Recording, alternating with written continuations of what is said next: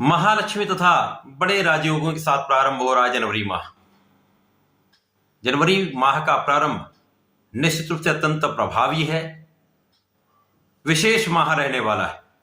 बड़े परिवर्तन कराकर अत्यंत लाभान्वित करने वाला ये माह है, क्योंकि इस माह में कुछ बड़े राजयोग बन रहे हैं जो समस्त राशियों को प्रभावित करने वाले हैं। जय श्री गणेश, नमस्कार। मैं आचार्य संजय द्विवेदी। मेरे समस्त प्रबुद्ध दर्शकों का मेरे चैनल पर हार्दिक स्वागत है।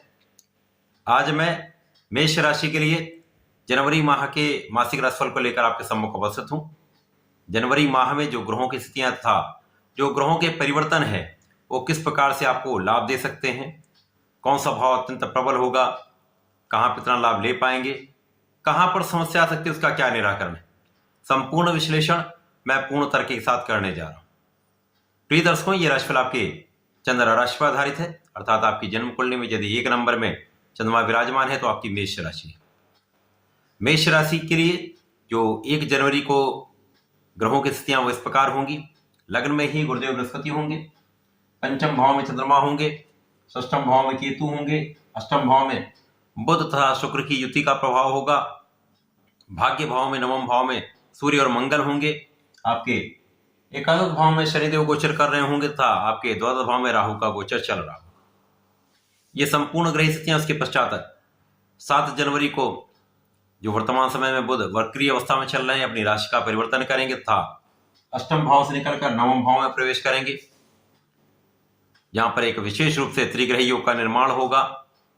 इसके पश्चात 15 जनवरी को सूर्यदेव का राशि परिवर्तन हो जाएगा था सूर्यदेव मकर राशि में गोचर करना प्रारंभ करेंगे। इसी प्रकार से यहां पर 18 जनवरी को शुक्राचार्य का भी परिवर्तन हो जाएगा। शुक्राचार्य जो वर्तमान समय में अष्टम भाव में गोचर कर रहे हैं वो नवम भाव में गोचर करना प्रारंभ करेंगे। इस प्रकार से इस लगभग पूरे माह में महालक्ष्मी योग का निर्माण होगा, जो विशेष रूप से समस्त राशियों को बड़ा लाभ देने वाला है। जैसा कि नाम से ही स्पष्ट है, महालक्ष्मी योग, तो यहां पर माता लक्ष्मी की कृपा का ये माह प्रारंभ से ही देखें तो गज केसरी महाराज योग का निर्माण हो रहा है, महापराक्रमी योग का निर्माण हो रहा है, इसी प्रकार से शासन योग का निर्माण हो रहा है।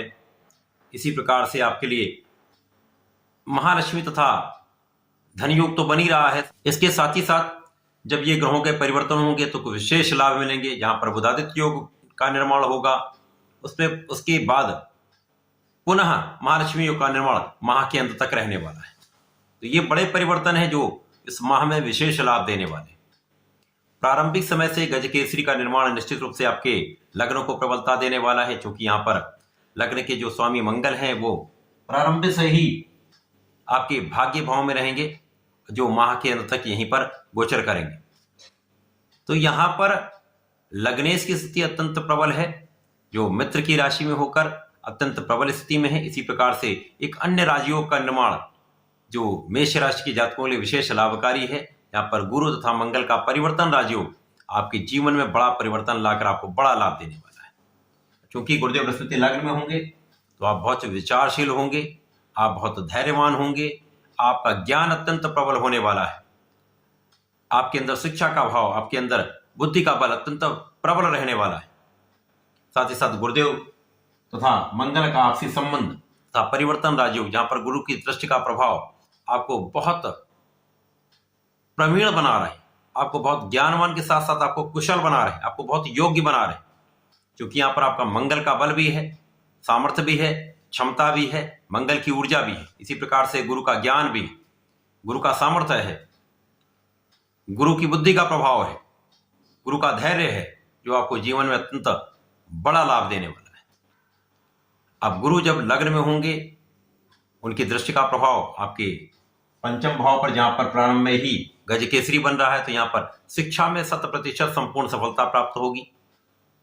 आपका यह माह विशेष रूप से लाभकारी होने वाला है। ज्ञान के क्षेत्र में, शिक्षा के क्षेत्र में बड़ा लाभ देने वाला है। संतान की प्राप्ति का योग, संतान से सुख का योग संपूर्ण रूप से बनेगा। प्रेम संबंध के लिए भी यह समय अच्छा है। गुरु का प्रभाव जीवन साथी के भाव को प्रबल करने वाला है। वैवाहिक संबंध अच्छे रहने वाले हैं। विवाह का पूर्ण योग यहां पर बन रहा है। इसके साथ ही साथ यहां पर गुरुदेव की दृष्टि का प्रभाव भाग्य को प्रबल रूप से बढ़ाने वाला है। अब चूंकि यहां पर भाग्य के स्वामी ही गुरुदेव बृहस्पति हैं, तो अपने भाव पर जब दृष्टि डालें तो भाग्य को कई सुगुना प्रबल कर देंगे।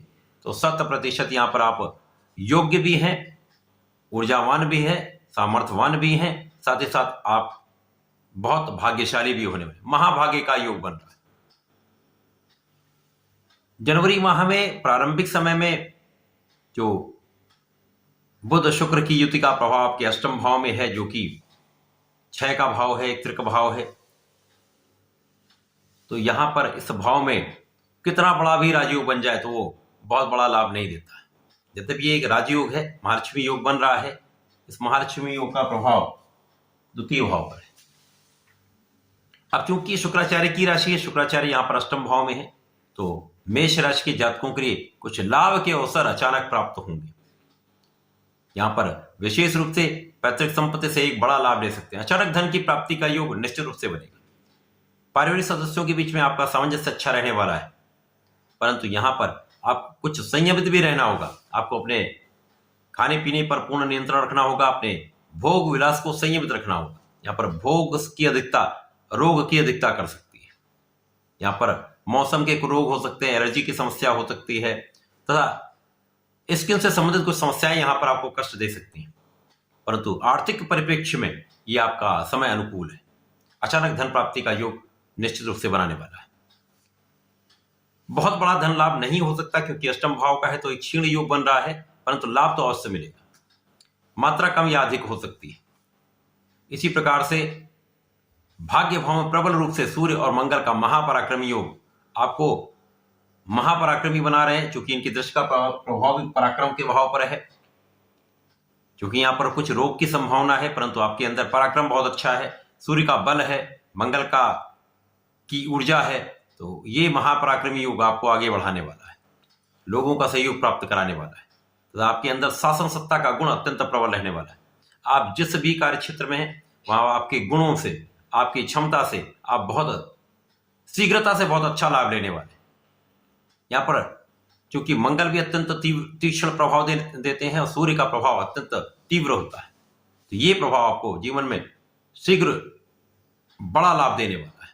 इसी प्रकार से जो आपका कर्म क्षेत्र है वो तो श्रेष्ठ फल देने वाला है, क्योंकि यहाँ पर शनिदेव भी मार्गी अवस्था में आ चुके हैं तथा ये संपूर्ण बल के साथ आपके कार्यक्षेत्र को प्रबल कर रहे हैं। कार्यक्षेत्र के स्वामी, लाभ के स्वामी होकर, लाभ के क्षेत्र में होकर निश्चित रूप से आपके कार्यक्षेत्र को अत्यंत विस्तार दे रहे हैं, कार्यक्षेत्र आपको सफलता दे रहे हैं। साथ ही साथ आपके ज्ञान के स्तर को श्रेष्ठ बना रहे हैं, संतान के भाव को श्रेष्ठ प्रभाव दे रहे हैं तथा इनका प्रभाव आपके लाभ को बढ़ाने वाला है, लाभ में मल्टीप्लिकेशन करने वाला, कई गुना आपके लाभ को बढ़ाने वाला है।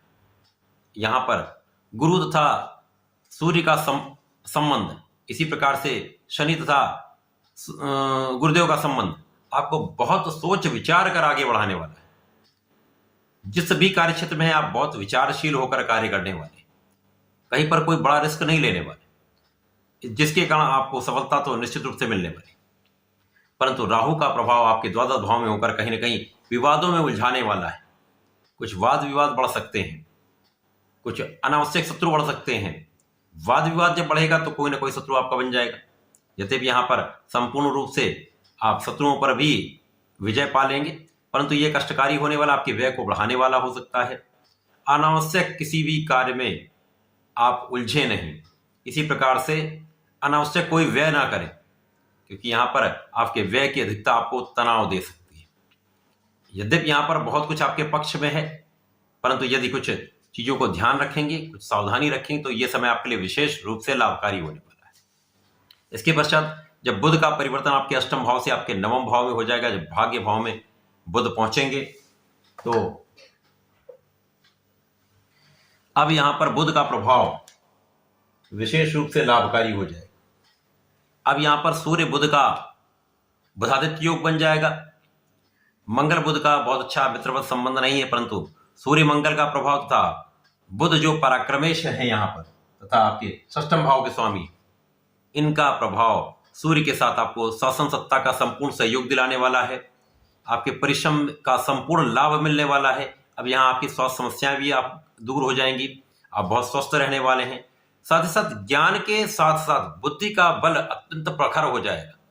बहुत तीक्ष्ण बुद्धि हो जाएगी, जिसका प्रयोग करके आप अपने शत्रुओं पर संपूर्ण रूप से अंकुश लगा पाएंगे, विजय प्राप्ति कर पाएंगे, ऋण से बच पाएंगे, अपव्यय से आप बच पाएंगे। इसी प्रकार से सूर्यदेव का परिवर्तन जब यहां से आपके भाग्य भाव से कर्म क्षेत्र में हो जाएगा तो मकर संक्रांति होगी। यहां पर सूर्यदेव पुत्र की राशि में होंगे, शनिदेव की राशि में होंगे, परंतु यहां पर शनि की राशि में सूर्य का बल कुछ कम हो जाता है। लेकिन यहां पर अच्छाई यह है, सूर्य का बल यहां पर दशम भाव का है, जहां पर ये दिग्बली होते हैं। तो दिग्बल के कारण निश्चित रूप से कार्यक्षेत्र में बहुत निर्बलता नहीं आने वाली है, क्योंकि कार्यक्षेत्र के स्वामी की स्थिति बहुत अच्छी है। कार्यक्षेत्र आपका अच्छा रहेगा, माता पिता का संपूर्ण सहयोग मिलेगा।